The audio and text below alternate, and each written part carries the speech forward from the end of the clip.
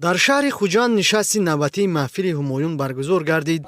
در آغاز محفل مجموعه اولین شاعری جوان محمد اقبال جانبک با نام گوهر اخلاص رونمایی کرده شد. گفته می شود که گوهر اخلاص فراگیر شعر و غزل، رباعی و دوبیتی بوده در سالهای گوناگون ایجاد شده است.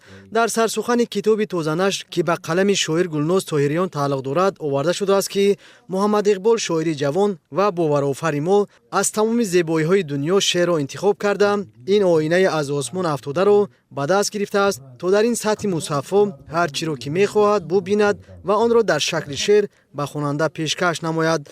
در محفل همایون شاعران خلقی تاجیکستان فرزانه و آذرخش از هنر شاعری و قدم‌های نخستین محمد اقبال جانبک در این راه خوش استقبال نمودند، برایش آرزوهای نیک نمودند.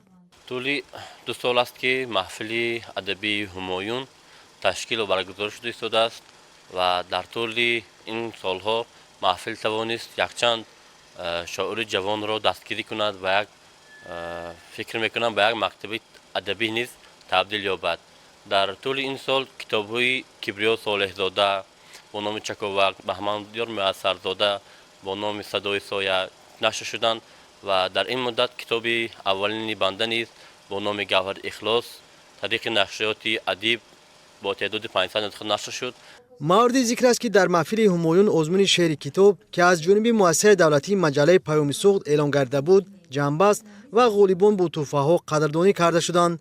همزمان از جانب مجله پیام سوخت در سال 2026 آزمون شعر استقلال اعلان کرده شد. سرمحرر مجله شاعر خلقی تاجیکستان آذرخش این تصمیم را با افتخار جشن فرخنده ملی 35 سالگی استقلال دولتی معنی داد نموده از همه ایجادکاران دعوت به عمل آورده شد که در آزمون شعر استقلال اشتراک نمایند.